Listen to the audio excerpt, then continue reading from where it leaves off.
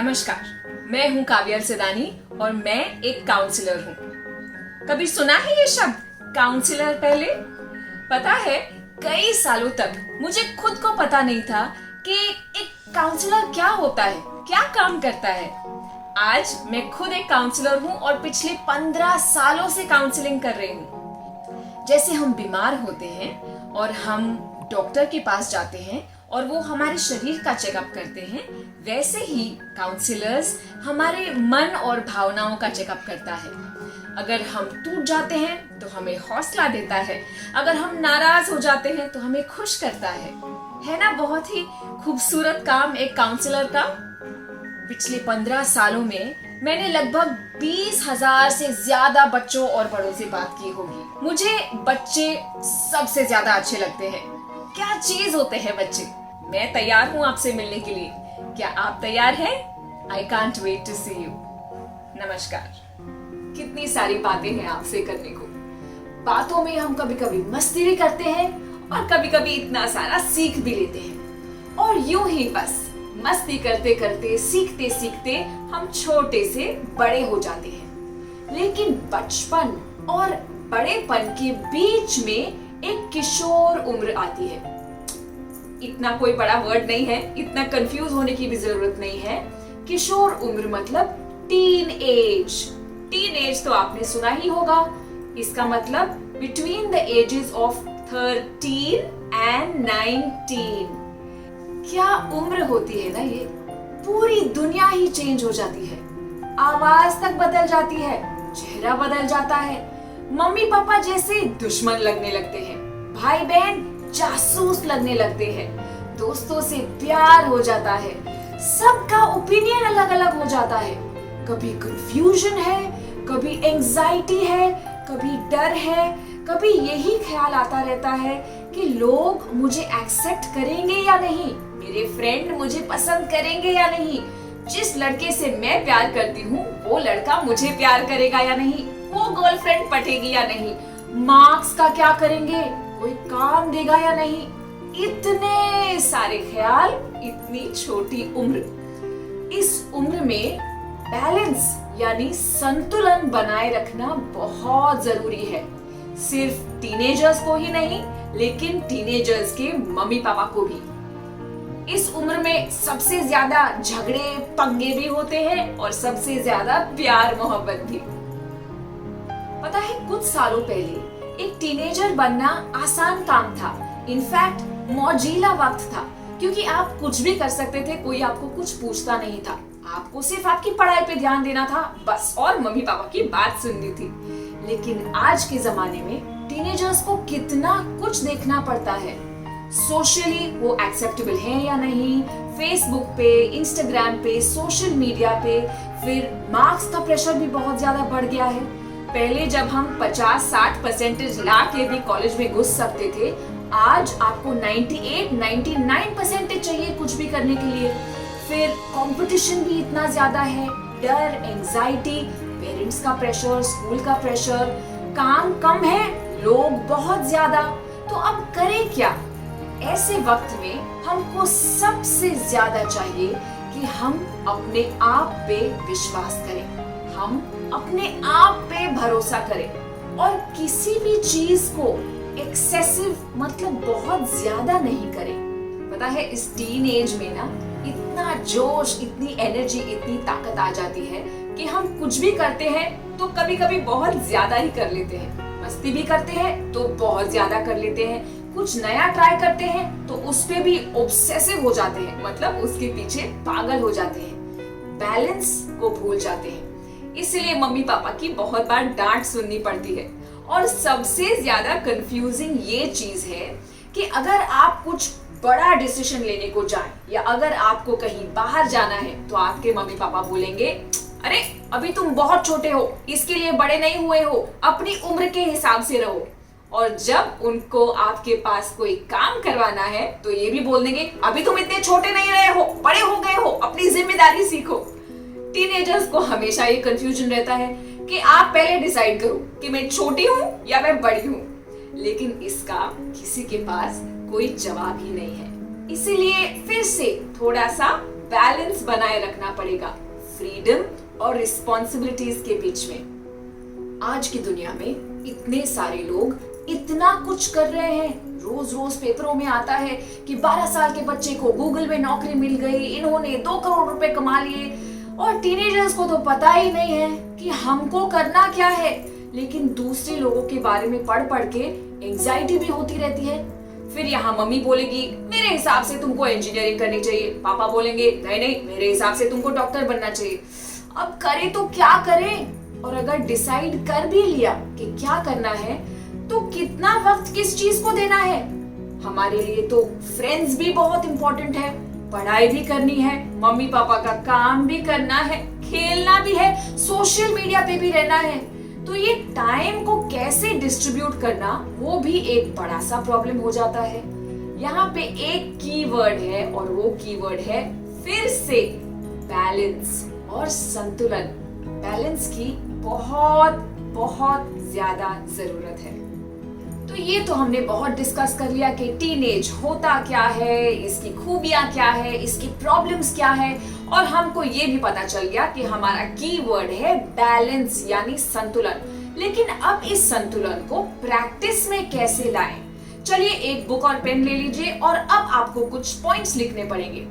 सबसे पहली चीज हमको चाहिए कि हम डिसिप्लिन बना के रखें। और डिसिप्लिन किस चीज में? टाइम मैनेजमेंट में। जैसे हमने बात की कि करने को बहुत सारी चीजें हैं और वक्त कम है, तो हमको प्रायोरिटी देनी पड़ेगी। पढ़ाई है, फैमिली है, घर के काम है और फ्रेंड्स है, वो वाले फ्रेंड्स भी। तो किसको कितना टाइम देना चाहिए?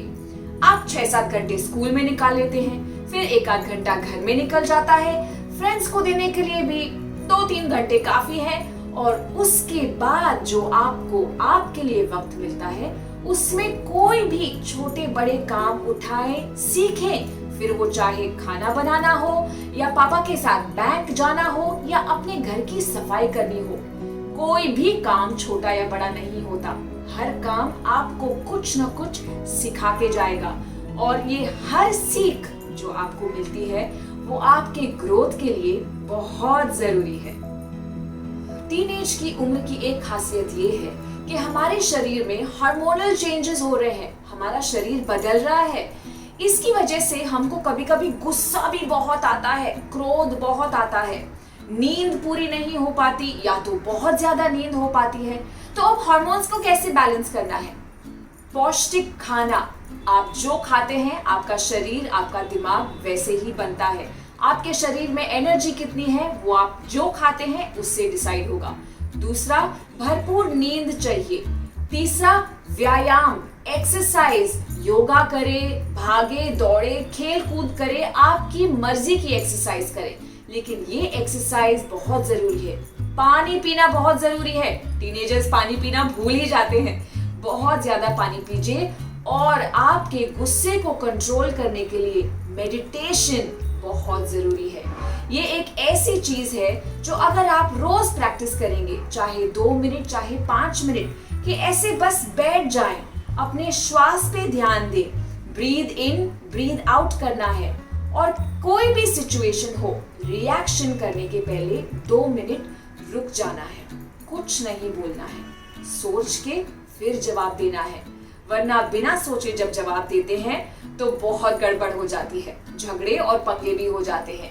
और ये हमारे मूड स्विंग्स की वजह से होता है। और जैसे ही हमारी बॉडी बदल रही है वैसे भी हमारा माइंड भी तो बदल रहा है ना, चेंज कर रहा है, ग्रो कर रहा है, हमें बचपन से बड़ेपन तक लेके जा रहा है।